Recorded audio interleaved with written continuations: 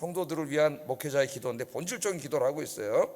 그래서 이 짧은 기도지만은 이 기도에는 그리스도인들이 자기 자신을 위해서 무엇을 위해 기도해야 되며, 목회자들이 여러분 위해서 기도해 주는 거니까 여러분 더 기도해야 되겠죠. 그분을 위해서 무엇을 기도해야 되고 또 어떤 일에 힘쓰며 살아야 하는가 하는 것이 잘 나타나 있어요.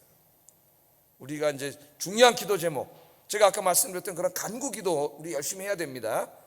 하나님 우리의 필요를 아시고 우리가 기도할 때 응답해 주세요. 그러나 그것만 기도하면 안 되고 오늘 바울이 우리를 위해서 기도해 준 이 기도를 우리 목회자들도 해야 되고 또 여러분 자신들이 여러분 자신을 위해서 기도해야 됩니다. 세 가지 기도를 했어요. 세 가지 기도. 첫째는 빌립보 교인들이 사랑이 풍성한 그리스도인들이 되게 해주세요. 사랑이 풍성한 그리스도인. 오늘날 우리나라에 이단이 많은데 이단들이 무슨 교리가 더 논리적이고 합리적이고 그래서 그들이 먼저 거기 빠지기보다는 그 사람들이 다가와서 베풀어주는 사랑에 먼저 빠지는 것 같아요.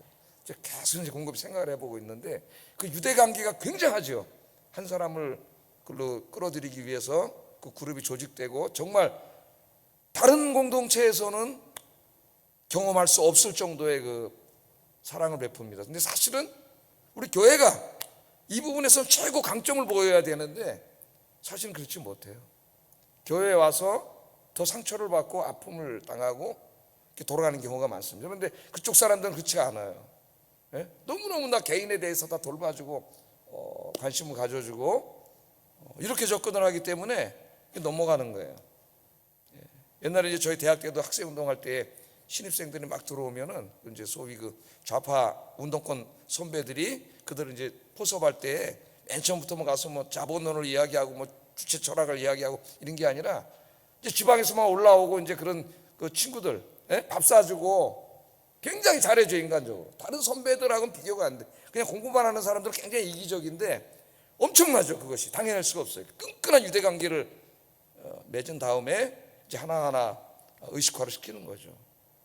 오늘 이제 이게 사랑인데요, 그리스도인들이 우리가 뭐 누구를 나쁜 것으로 끌어들이는 사람은 아니지만 하나님 믿게 하고 구원받게 하는 이 복음을 전하고 그리스도인의 공동체로 그들을 인도하기 위해서 제일 중요한 게 뭐냐면은 사랑하는 사람이 돼야 된다. 사랑이 풍성해야 된다는 걸 가르쳐요.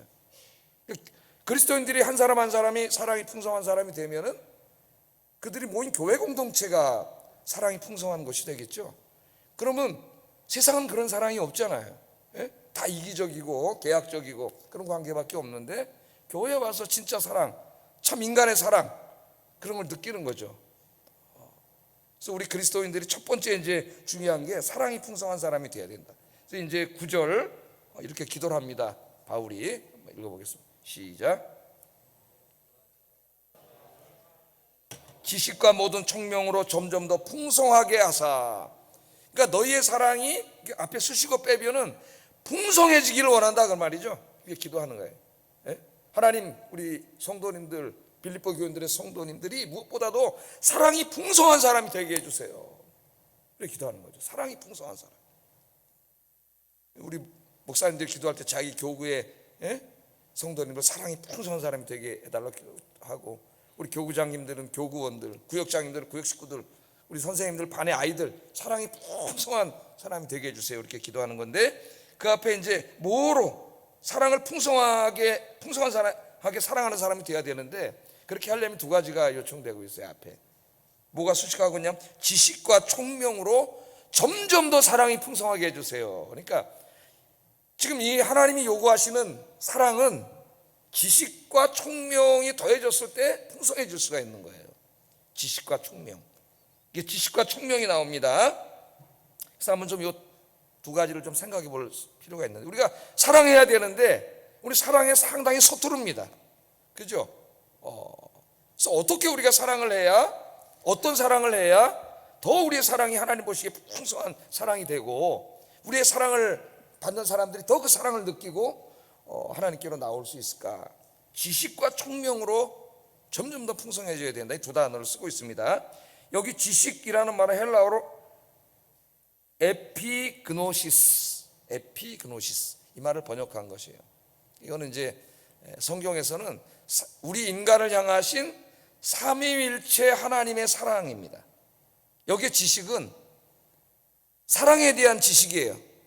정말 올바른 사랑, 진실한 사랑이 뭐냐? 근데 그걸 지식이라고 얘기했단 말이에요. 그 지식은 뭐냐면 진실한 사랑에 대한 지식이에요. 그 진실한 사랑은 무엇이냐? 우리를 향하신 하나님의 사랑, 우리를 향하신 하나님의 사랑. 그래서 여기 일반적으로 헬라어에서는 지식을 말할 때는 그노시스, 이제 영지주의란 말이 여기서 나왔죠. 그노시스라는 말을 쓰는데 여기는 에피라고 하는 그 앞에 접도를 붙여갖고 에피그노시스 그러면, 그노시스는 일반적인 지식을 말하지만 에피그노시스는 더 심오하고 본질적인 지식. 그러니까 일반 사람들이 알고 있는 사랑에 대한 지식이 아니라 그것이 아닌 더 본질적인, 더 심오한 사랑의 지식, 그걸 알아야 된다는 거예요. 그 지식이 뭐냐면은 인간 죄인을 향하신 하나님의 사랑, 삼위일체 하나님의 사랑입니다. 성경에서는 어떻게 이야기하고 있어요? 외아들을, 가장 사랑하는 외아들을 주신 성부 하나님의 사랑, 그렇게 얘기하죠. 또 자기의 생명을 주신 성자 하나님의 사랑, 그리고 인간의 고통의 삶의 현장 속에 찾아오셔서 우리와 매일 동행하시고 함께 하시는 성령 하나님의 사랑, 이게 삼위일체 하나님의 사랑이에요. 그래서 성경에서는 우리 그리스도인들이 서로 인간 관계 속에서 서로 나누어야 될 사랑을 이야기할 때 항상 하나님의 사랑을 이야기합니다. 우리 요한일서 4장에서도 그렇죠. 하나님이 어떻게 하셨어요? 그의 외아들을 우리를 위해 화목제물로 주셨어요. 외아들을 주시고 사랑하셨어요. 외아들은 자기 생명을 주셨어요. 그 말씀을 하시면서 뭐라 그래요? 하나님이 이같이 우리를 사랑하셨은지 그러잖아요.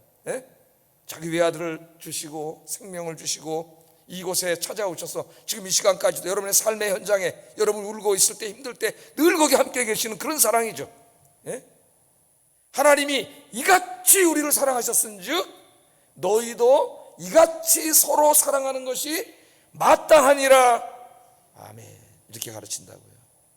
그래서 여기 지식과 할 때 이것을 일반적인 세상 사람들이 알고 있는 사랑에 대한 지식이 아니라 훨씬 심오한 지식이기 때문에 에피그노시스, 세상에는 없는 사랑이에요. 인간이 할 수 없는 사랑, 하나님의 사랑입니다. 그리고 그 하나님의 사랑을 받은 사람만이 할 수 있는 사랑이에요. 그 사랑을 이야기하고 있습니다, 여기에. 그러니까 우리가 진짜 우리의 사랑이 더 풍성해지기 위해서는 그 사랑이 무엇인가, 어떤 사랑을 해야 되는가는 그 지식을 알아야 된다는, 거기에 대해서 알아야 된다는 거예요. 그 사랑이 우리를 향하신 하나님의 사랑, 그거라는 것을 이야기하고 있습니다. 자, 두 번째는 총명, 사랑 플러스 총명이에요. 총명으로 우리 사랑이 풍성해져야 된다. 그러니까 이 지식은 우리를 향하신 하나님의 사랑이라 그랬습니다. 그 사랑으로 사랑하는 거예요. 그러니까 우리가 해야 될 사랑이 무엇이냐 하는 본질을 얘기할 때는 바로 이 지식, 삼위일체 하나님의 사랑을 깨닫는 것이고, 그 사랑을 이제 우리 사랑 혼자 하는 게 아니잖아요. 다른 사람에게 내가 어떻게 하는 거예요? 가서 베푸는 거죠. 행동으로 옮기는 거예요. 그 행동으로 옮길 때는 이 심오한 사랑이지만 옮길 때는 지혜가 필요해요. 이 총명이라는 말은 지혜라는 말입니다. 지혜. 그러니까 우리가 깨달은 그 사랑의 본질, 하나님의 사랑을 다른 사람에게 베풀 때 지혜가 필요하다는 거예요. 지혜가. 이걸 미숙하게 전달하면은 오히려 상처를 줄 수도 있어요. 그래서 이 총명은 지혜를 말합니다. 지혜. 이 우리의 삶 속에서 하나님 말씀을 실천하는 실천적인 지혜에 대해서 가르치는 성경이 이제 잠언서예요.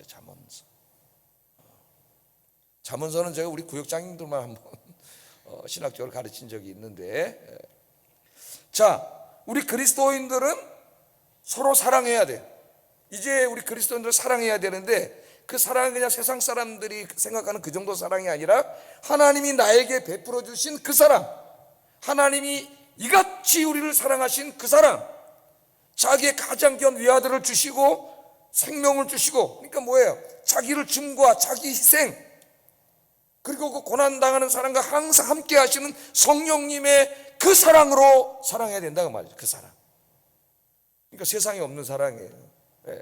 그 사랑으로 사랑해야 되는데, 그 사랑을 우리가 사랑할 때에 지혜가 필요하다는 거예요. 그 예를 한번 들어보겠습니다.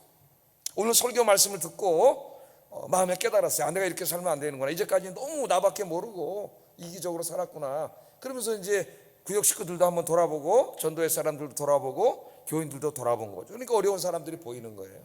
예? 말씀을 듣고 은혜를 받으면. 나만 생각할 때는 안 보여요. 나만 행복하면 그만이니까. 그러나 이제 다른 사람이 보이고 불쌍해지고, 여러분 은혜 받으면은 자꾸 다른 사람이 불쌍해집니다. 보이기 때문에, 예? 어려움이 보이기 때문에 불쌍해져요. 그래서 이제 그를 도우려고 그래요. 보니까 어떤 사람이 이제 경제적으로 좀 어려워, 우리 교인 중에. 그래서 내가 좀 도와드려야 되겠다. 하나님 나에게 조금 여유를 주셨으니까. 예? 그래서 이제 도와주고 싶은 마음, 그게 뭐예요? 삼위일체 하나님의 사랑이. 그 마음이 내 속에 들어온 거예요. 할렐루야. 그 마음이 항상 있기를 주의 이름으로 축복합니다. 긍휼히 여기는 마음. 그런데 이제 가서 도와줘야 되는데, 도와주는 데는 지혜가 필요하단 말이에요. 이분이 자존심이 굉장히 센 사람인데 그냥 찾아가서 문득 그냥 어렵죠. 그리고 내가 돈을 전달해 주면은, 그건 참 삼위일체 하나님의 사랑을 전달한 아름다운 사랑이지만, 이 자존심이 센 이 사람이 굉장히 그 자존심을 상하게 할 수도 있어요. 그죠? 그런 경우들이 왕왕 있습니다.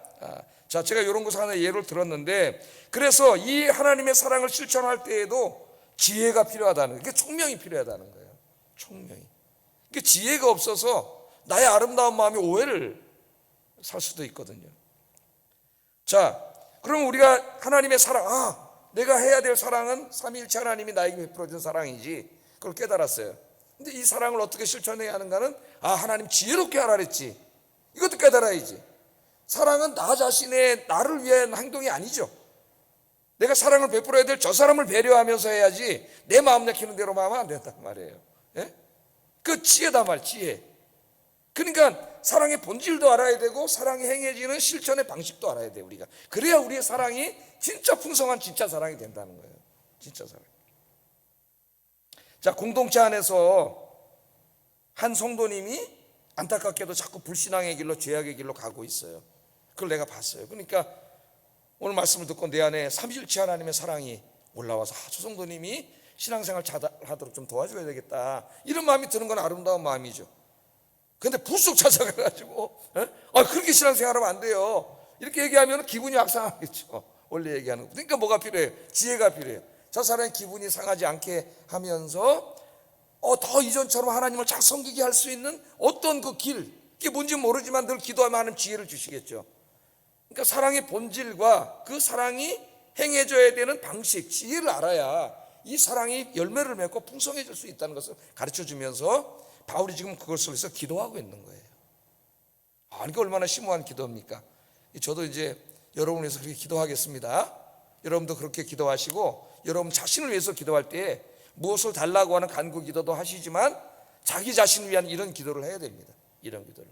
내 안에 하나님이 이같이 나를 사랑하신 그 사랑으로 다른 사람을 사랑하게 하시되, 그 사랑을 실천할 때에도 지혜롭게 하게 해주세요.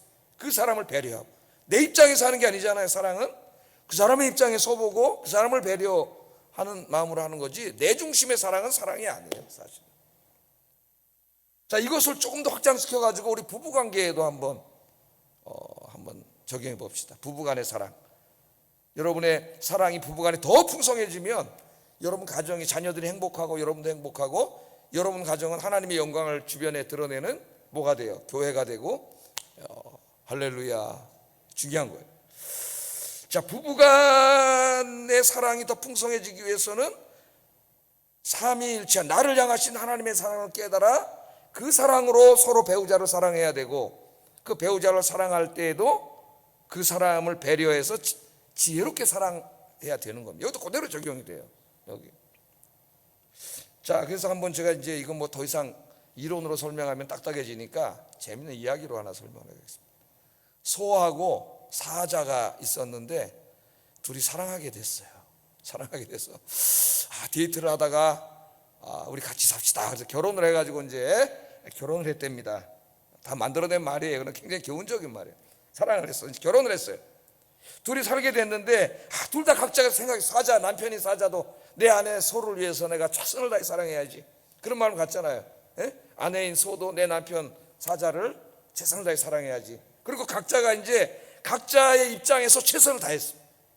상대방은 배려하지 않고. 그래가지고 소가 말이죠, 자기 사랑하는 남편 사자를 위해서 최선을 다해서 밥상을 차려주는데 소는 뭐 먹고 살아요? 풀 뜯어 먹고 살잖아요. 염을 먹고 살잖아요. 그러니까 이 사람은 사자는 생각하지 않고 그냥 매일 밥상에 그냥 푸성기만 올라가는 거예요.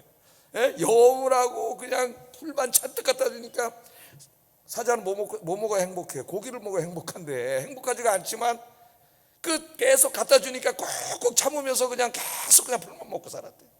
예? 자, 근데 사자도 마찬가지. 사자도 이제 자기 나름대로 최선을 다해서 아내를 사랑하려고. 사자는 뭐 먹고 살아? 고기 먹고 사니까 매일 소한테 뭘 갖다 준다 그러고 특식으로 고기만 맨날 갖다 줘요. 예? 소는 고기를 못 먹잖아요. 그래 소가 그냥 아유 이런 무식한 놈의 남편이 다 있나 그런 마음이 들었지만 그래도 갖다 주니까 꾹꾹 참고 이제 그냥 그렇게 이제 몇 년을 살았는데, 여러분 이렇게 꾹꾹 참는 사랑은 한계가 있다 그랬죠. 한계가 언젠가 폭발합니다. 잘 하셔야 돼요. 내 남편은 내 아내는 내가 이래도 아무렇지도 않아. 천만의 말씀이에요. 계속 쌓이다가 어느 한번 폭발하면 큰일 납니다 진짜로.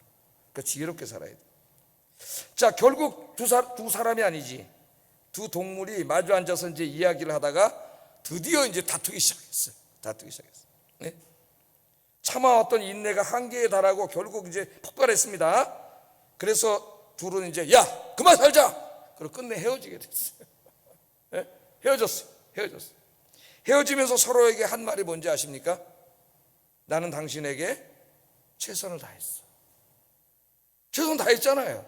최선을 다했어. 난 당신에게 최선을 다했어. 이게 우리 인간들의 생각이에요. 난 당신을 위해서 최선을 다했어. 남편, 아내도 난 당신을 위해서 최선을 다했어. 그러는 거죠. 소가 소의 눈으로만 세상을 바라보고 사자가 사자의 눈으로만 세상을 보면 그들의 세상은 혼자 사는 무인도와 같습니다. 소의 세상, 사자의 세상 뿐인 거예요.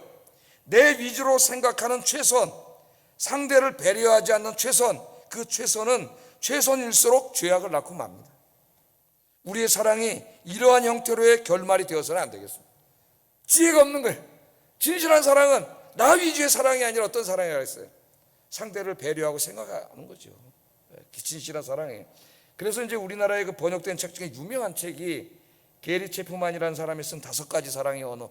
뭐 성도님들도 웬만하면 다 읽어보셨을 거예요. 사람마다 사랑의 언어가 다르다는 거죠. 사랑의 언어가 이제 부부간의 관계를 다룬 책인데 사랑을 느끼는 거 언어가 달라. 근데 사람들은 자기 위주로만 생각하는 거예요. 예?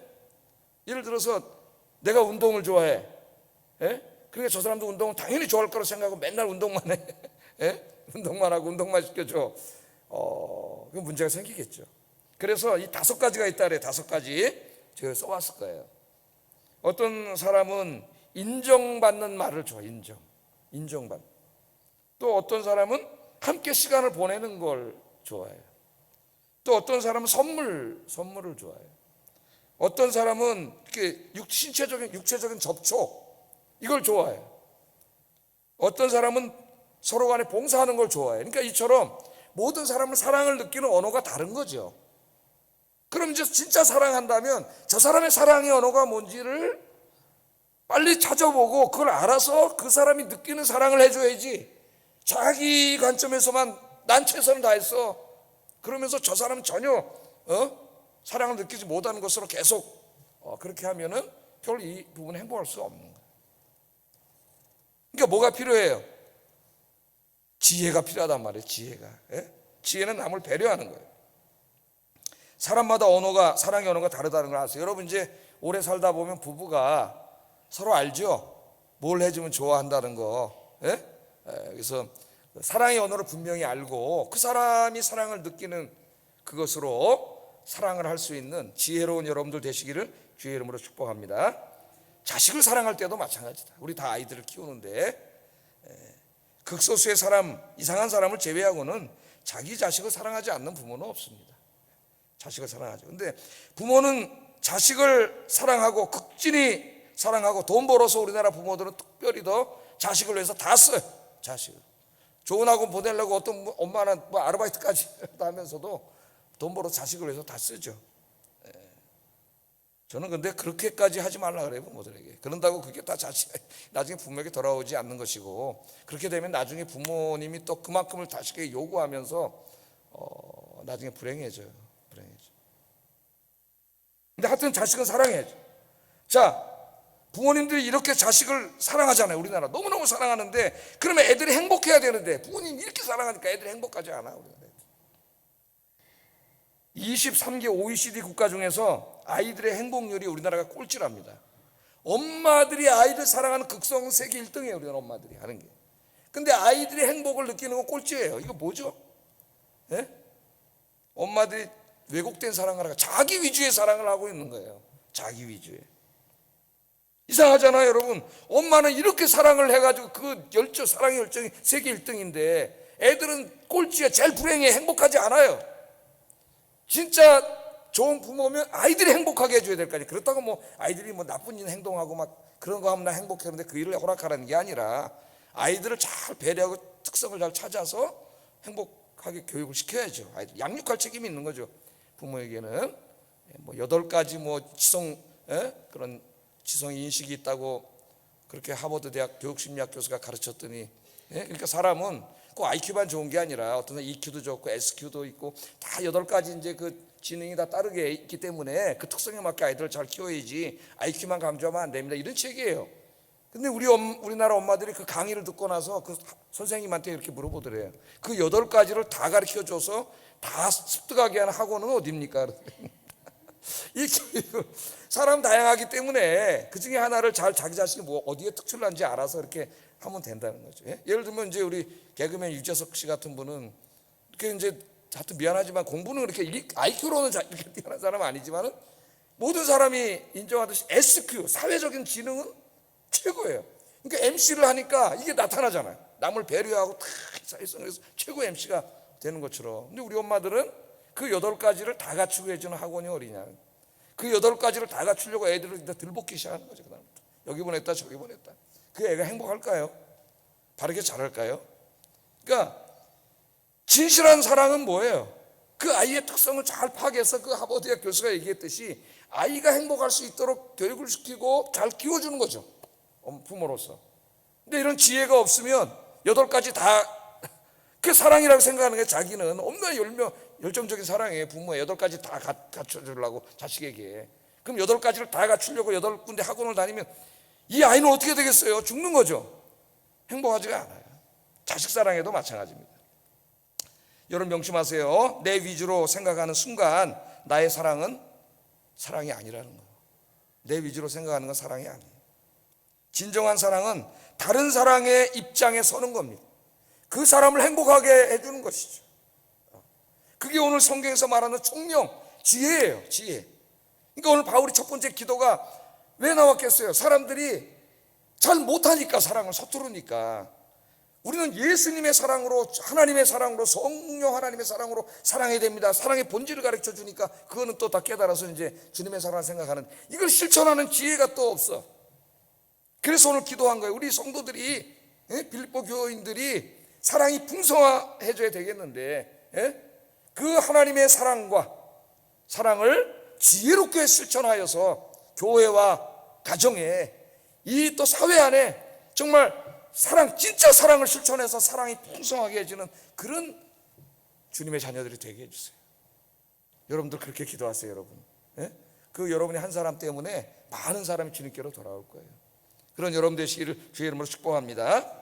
자, 두 번째 빌립보 교인들을 위한 바울의 기도는 이 사람들이 예수님을 닮은 인격과 품성을 갖춘 사람이 되게 해주세요. 물론 이제 사랑과 그 뒤에 나오는 도덕도 품성 안에 들어갈 수 있지만 그걸 제외한 하나의 인간됨이라고 할 수 있겠죠. 인간됨, 인간성. 10절 한번 읽어보겠습니다. 시작. 그리스도의 날까지 이르고 너희로 지극히 선한 것을 분별하여 진실하여 허물 없이 그리스도의 날까지 이르기를 원한다. 그렇게 이야기를 하고 있습니다. 지극히 선한 것을 분별한다는 말은 하나님께서 기뻐하시는 것이 무엇인지를 분별하는 거예요. 내 인생 속에서 하나님이 기뻐하시는 게 뭔가를 분별하는 거죠. 분별한다는 말은 철저히 조사해가지고 옳고 그름을 밝히 드러낸다는 말이에요. 분별한다는 말은, 그러니까 하나님이 기뻐하시는 일이 뭔가, 내 멋대로 살지 않고 내 욕심대로 살지 않고 내 마음대로 신앙생활하지 않고 정말 하나님이 기뻐하시는 게 뭔가를 열심히 성경을 읽고 배우고 공부해서 그걸 분명하게 아는 게 중요해요. 하나님 기뻐하시는 걸 알아야 그렇게 살 거 아닙니까? 여기 진실하다는 말은 어떤 물건을 태양빛 아래로 가져 나와서 검사한 결과 어떠한 점과 흠도 없는 상태. 태양빛 아래 태양빛이 비치잖아요. 거기 나가면 다 드러나지 않습니까? 그 밝은 태양빛 앞에 드러나도 점과 흠이 보이지 않는 상태. 허물이 없다는 말은 다른 사람을 걸려 넘어지게 하는 좋지 않은 행동이 허물이에요. 남을 괴롭히고 힘들게 하고 상처 주고 고통 주고 그런 게 없는 거예요. 예? 그러니까 하나님 보시기에 기뻐하시는 그 인간 대위라는 게 뭡니까?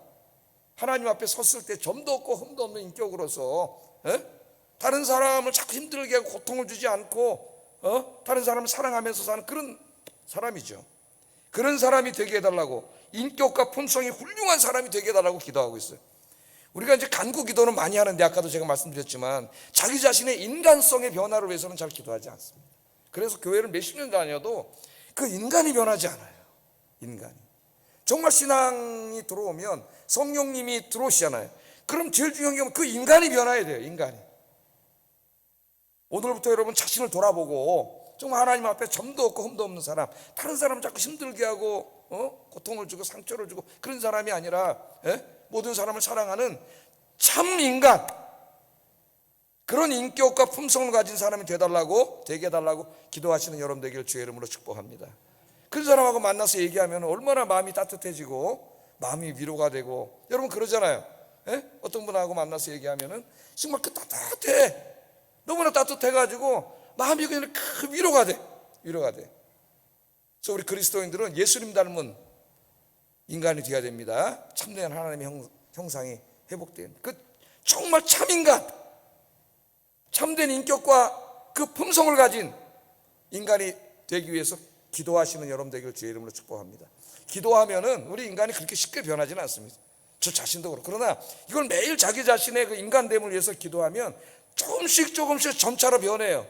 나밖에 모르고 살다 형편없는, 남에게 맨날 고통이나 주고 상처나 주던 그런 사람이 이제 남을 사랑할 줄도 알고 위로할 줄도 알고 격려할 줄도 알고 칭찬할 줄도 아는 사람으로 조금씩 변해가요. 그 제가 보면 알잖아요. 제가 여기서 20년 이상을 했는데, 야 어떤 사람 진짜 안 변해. 신앙생활 잘못하고 있는 거예요. 신앙생활 하는 게 아니에요. 진짜 주님 안에서 주님 보실 때 점도 없고 흠도 없이 그런 하나님 기뻐하시는 인격체가 되시기를 주의 이름으로 축복합니다. 세 번째, 이제 마지막 바울의 기도는 도덕적으로 선한 삶을 살게 해달라는 기도입니다. 빌립보 사회 안에 이제 교회가 세워졌잖아요. 예수님 믿는 사람들이 생겨났잖아요. 그 사람들이 이 빌립보 교인들과 살아갈 때 그들과는 비교될 수 없을 정도로 도덕적으로는 선한 사람이 되게 해주세요. 11절 한번 읽어보겠습니다. 시작.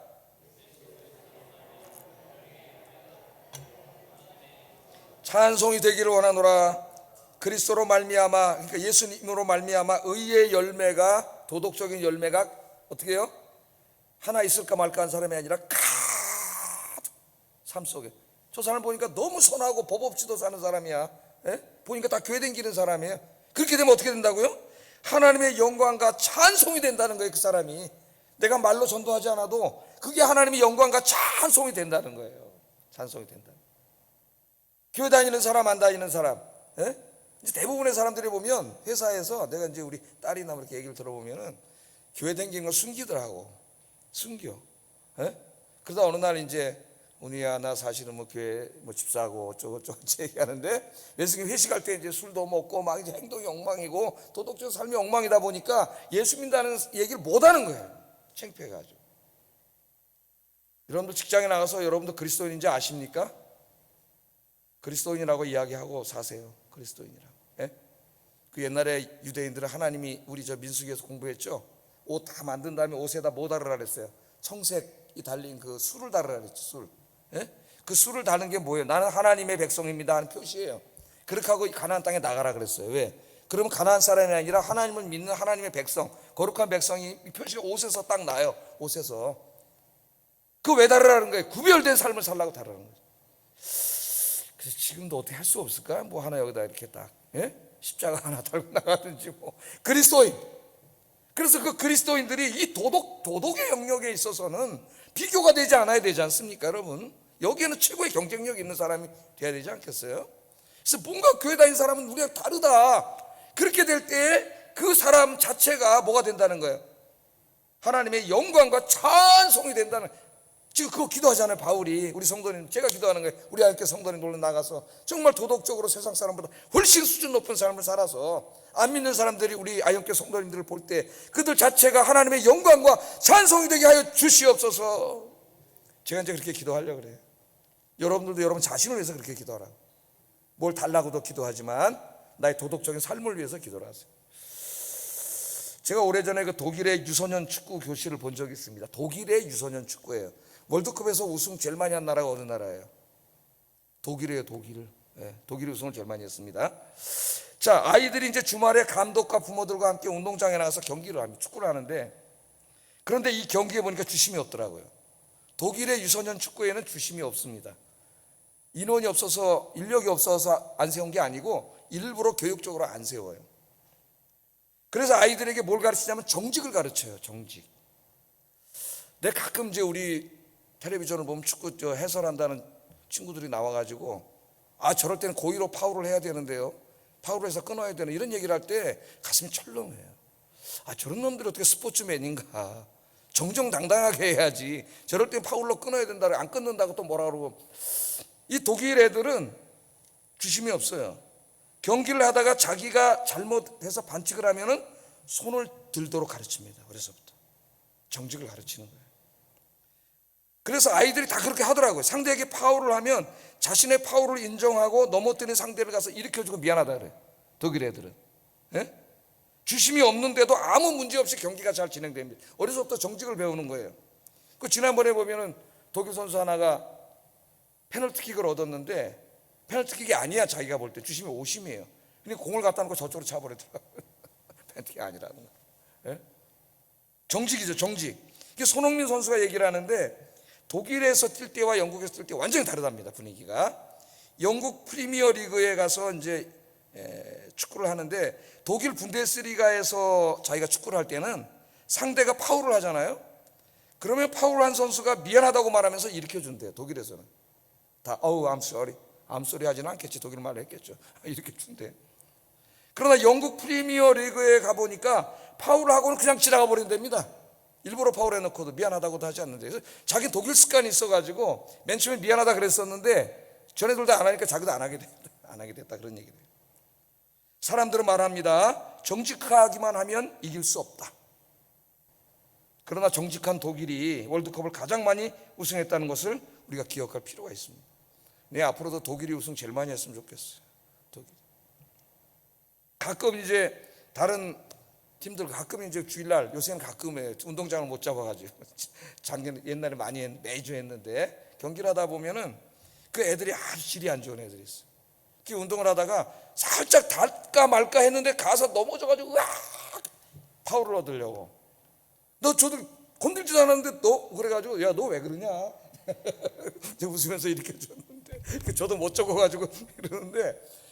그러니까 이 동네 조기축구 이 재미로 하는 축구에도 이 정직하지가 않잖아요. 예? 분명 자기 말에 맞고 나가. 자기는 아는데 안 맞고 나갔다 그런다고. 예? 그럼 이게 뻔해. 얘가 세상에 나가서 직장에 나가서 어떻게 살지는 뻔해요. 보지 않아도 뻔해요. 정직하지 않은 거예요, 애들이. 왜 이런 일이 벌어집니까? 교인들 중에도 그래요. 다른 교회랑 할 때 이상하게 교회 팀이랑 하면 더 매너가 안 좋은 애들이 많아요. 교회 다니는 애들 중에. 물론 이제 교회 다니는 애 아니고 친구 데려온 애도 있었을 거예요. 근데 교회 집사님이라고 하는 사람들이 더 매너가 안 좋아. 축구를 하는데. 교회 팀만 가는 거 별로 안 좋아해요. 왜 이런 일이 벌어지느냐? 가정에서 교회에서 이기는 것, 성공하는 것, 축복받는 것만 강조했지 의롭고 정직하게 사는 것, 진실하게 사는 것을 가르치지 않았기 때문에 그렇게 되는 거예요. 우리가 믿는 하나님 의로우신 하나님입니다. 하나님은 바울을 통해서 오늘 이것을 기도하도록 가르치잖아요. 빌립보 교인들을 위해서 세 가지를 기도하는데 그 중에 중요한 게 뭐냐면은 예수 그리스도를 믿고 구원받은 빌립보 교인들이 세상에 나가서 도덕적으로 선한 삶을 살아서 저들의 그 도덕적인 선함이 하나님의 영광이 되게 해주세요. 저 사람들 자체가 하나님의 영광이 되게 해주세요. 찬양이 되게 해주세요. 우리 예수님이 산상설교에서 이렇게 가르쳤습니다. 마태복음 5장 16절 읽어봅니다. 시작. 하늘에 계신 너희 하나님께 영광을 돌리게 하라. 이 사랑이 풍성한 지식과 지혜로 풍성한 삶, 도덕적으로 선한 삶, 그 인간됨이 정말 훌륭한 삶, 이게 사실은 제일 중요한 거예요. 우리 그리스도인들에게 이걸 위해서 매일 기도해야 돼요. 하나님 앞에. 그래야 사람이 변할 거 아닙니까? 예수 믿고 한 5년 됐으면 사람이 변해야 되잖아요. 그 인격과 성품이 변해야지. 예? 믿지 않는 사람만도 못한 그렇게 됐다가 나중에 은혜를 받지 못하면 세상 교회 바깥에 있는 안 믿는 사람보다 더 형편없는 사람이 돼요. 교회 와서 내가 욕이나 하다가 험담이나 하고 댕기고 불평불만이나 하고 댕기고. 오늘 기도하겠습니다. 이 시간에 바울이 기도했고 하나님 우리에게 주신 교훈이 세 가지를 위해서 기도하겠어요. 교회에서 가정에서 하나님의 사랑을 지혜롭게 실천할 수 있게 하소서. 두 번째, 하나님 앞에서 사람 앞에서 훌륭한 인격과 성품을 갖춘 그리스도인이 되게 하소서. 세 번째, 삶 속에서 의의 열매, 도덕의 열매를 많이 맺음으로 나를 통하여 하나님의 이름이 영광을 받고 찬송을 받는 진짜 그리스도인이 되게 해주세요. 기도하겠습니다.